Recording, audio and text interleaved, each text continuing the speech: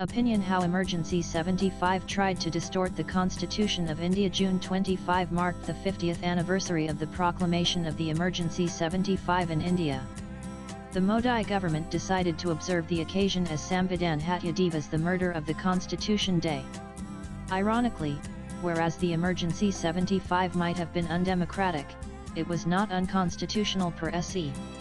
It was proclaimed under due provisions of law. The Article 352(1) in the original constitution read as if the President is satisfied that a grave emergency exists whereby the security of India or any part of the territory thereof is threatened, whether by war or external aggression or internal disturbance, he may by proclamation make a declaration to that effect. It was this provision that the then President Fakhruddin Ali Ahmed depended upon while proclaiming the emergency on the night of June 25, 1975.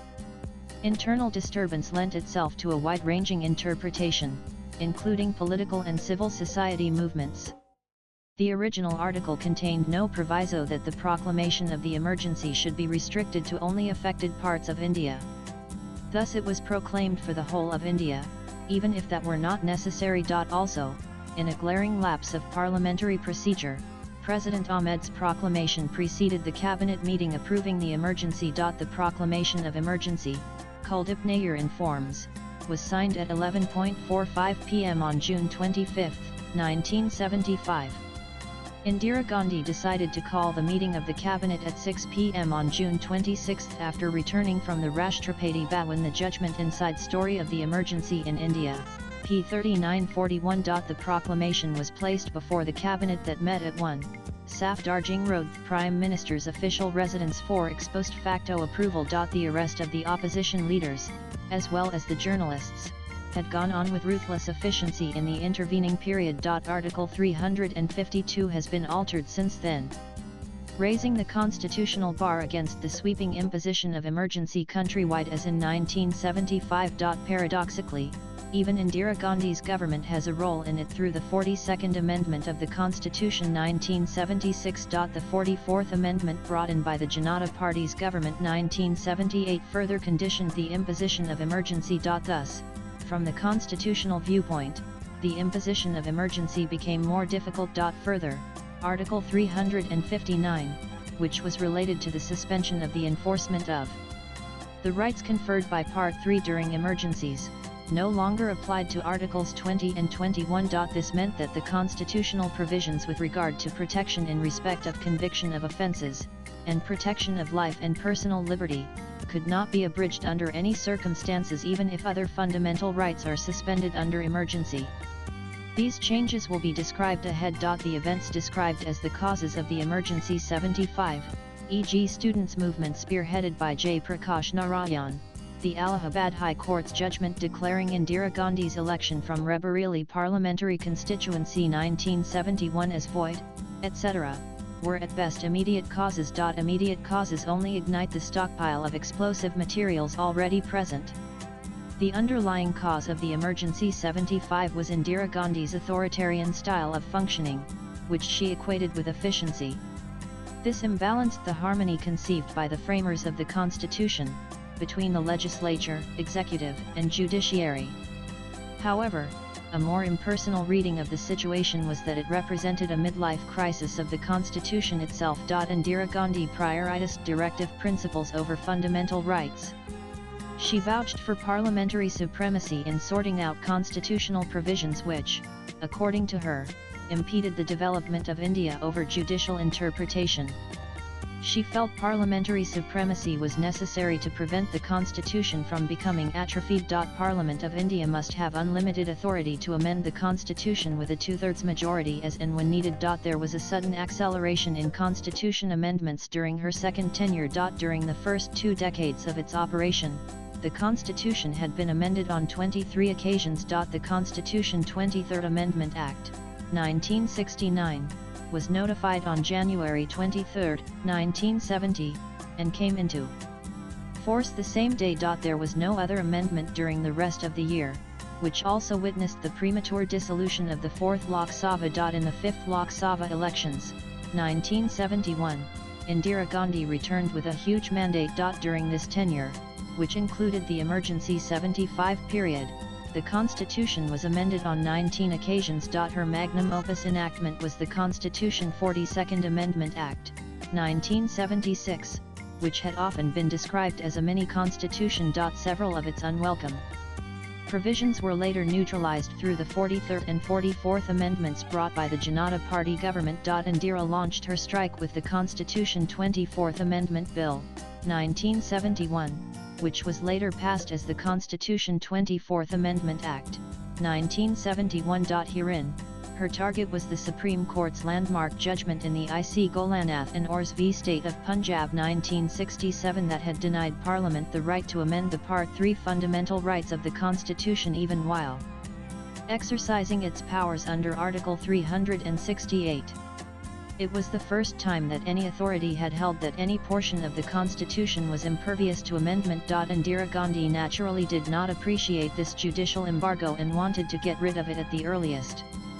However, she could not have the last laugh in the matter. In Keshavananda Bharati v State of Kerala 1973, the Supreme Court laid down the concept of basic structure of the Constitution that exercised a cap on Parliament's unlimited amending power. In effect, the 24th Amendment made the provisions of Article 13 subject to the provisions of Article 368 as invalid. The Apex Court held that the whole of Article 31c, which abrogates for certain purposes the fundamental rights in Articles 14, 19, and 31 of the Constitution, is invalid. The court stated that while ordinarily it had no power to review a constitutional amendment, it could do so if the amendment destroyed or damaged the basic structure of the Constitution. Basic feature, however, is not a finite or quantifiable concept but depends on the merit of the case. Less than 5 months after the emergency 75 had been declared on November 10, 1975, the Supreme Court constituted a 1-3 bench to hear a plea of the Government of India that the Keshavananda Bharati verdict should be overruled. It was evidently a quid pro quo by Chief Justice N. Ray, who had been elevated to the top position by Indira Gandhi, by superseding 3 senior-most judges, who resigned in protest. April 1973. Legal luminary Nani A. Palkhivala filed a petition against this government plea on the ground that the Keshavananda Bharati judgment was delivered by a full bench of the Supreme Court with proceedings lasting for 5 months. It would set a wrong precedent whereby even this full bench's judgment might be reconsidered by another full bench in future. Moreover, the time was least opportune, when fundamental rights of the citizens stood abrogated. There was no effective opposition inside Parliament, and most important leaders of the opposition parties were languishing in jail. Nobody could write or speak anything in public that was not acceptable to the government. We, the people. P. 187. Due to Palkhivala's forceful advocacy, the bench was dissolved within 2 days of argument, though nothing was reported in the media due to censorship. Yet, it was a victory, no doubt, which saved the prestige of the judiciary. Having failed to regain unlimited amending power through the legal route and dissatisfied with the tardiness of the parliamentary process, Indira Gandhi contemplated a change in the form of government. The French system appealed best to Indira. Her notorious younger son, Sanjay, overtly pitched for a presidential system, which gave all the power to one person, without the curb of parliament. The judgment, P. 114. The Swaran Singh Committee was set up by the AICC to consider suitable changes in the Constitution. Swaran Singh, the former External Affairs Minister, came out with proposals for extensive changes in the Constitution. It would have been worse if I were not there, Swaran Singh later told Kuldip Nair.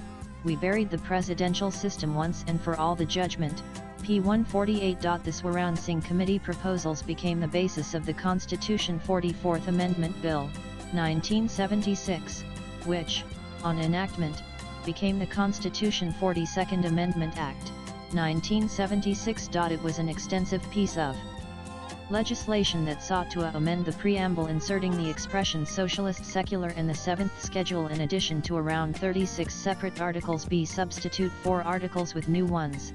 C. Insert 2 new parts viz. EVA and XIVA and 11 new articles. Palkhivala describes the legislation as a devastating attack on the Constitution. It is a pity that the exercise was undertaken under the guise of the emergency. When the Janata Party came to power as a result of the 6th Lok Sabha elections, 1977, it enacted the Constitution 43rd Amendment Act, 1977, and the Constitution 44th Amendment Act, 1978, which aimed at reversing many of the capricious and detrimental amendments. By a legislative surgical strike, to use a present-day popular phrase, the Janata Party government removed the root cause of confusion that had exposed fundamental rights to repeated parliamentary assaults. The 44th Amendment did away with Article 31 compulsory acquisition of property in Part 3 fundamental rights. The right to property to another part of the Constitution, viz. Part 12, thus making it a legal right. The presence of right to property, which was actually about land acquisition by the government in Part 3, had actually made fundamental rights unsafe. The problem was fixed for all times to come. This churning led to an important result. The imposition of emergency under Article 352 became more difficult and conditional. Both Indira Gandhi and the Janata Party contributed to the process. The 42nd Amendment made it possible, or desirable, that any emergency was restricted to the affected parts of India rather than being imposed on the whole of India as provided in the original constitution. The 44th Amendment replaced the word internal disturbance with armed rebellion. Thus, any civilian protest movement, even if it became violent, could not be used as an excuse to impose emergency. Article 352(1) now reads as if the President is satisfied that a grave emergency exists whereby the security of India or any part of the territory thereof is threatened, whether by war or external aggression, or armed rebellion, he may, by proclamation, make a declaration to the effect in respect of whole of India or such part of the territory thereof as may be specified in the proclamation. Through the 44th Amendment, it now became necessary for both Houses of Parliament to approve the emergency by a two-thirds majority of members present and voting before the expiration of 1 month of proclamation. Previously, the approval was by simple majority before the expiration of 2 months. Soli Sorabji, the then Additional Solicitor General of India, made an insightful observation on the abnormalities in Indira Gandhi's approach to the Constitution Amendment. Appearing on All India Radio Spotlight program on September 23, 1978, Sorabji stated, "Our constitution conceives of the state as existing for its citizens and not the citizens for the state. It recognizes the infinite worth of every individual soul because it believes that in a world of variables, it is the individual alone who is timeless. Accordingly, our constitution ordains that justice social, economic, and political, be achieved without stifling basic freedoms and the dignity of the individual. In other words, without depriving the people of India of their basic human rights." This priceless statement of Soli Sorabji should be remembered by every government as the key to our constitutional ethos. Swipe left for next video. It was, however, left to the Supreme Court in the Minerva Mills Ltd. and Ors v Union of India 1980 to finally invalidate the vestige of Indira Gandhi's attempt through the 42nd Amendment to trample on fundamental rights in pursuit of unlimited constitutional amendment. The writer is the author of The Microphone Men: How Orators Created a Modern India 2019 and an independent researcher based in New Delhi. Views expressed in the above piece are personal and solely those of the author. They do not necessarily reflect NEWS18's views. Latest blogs.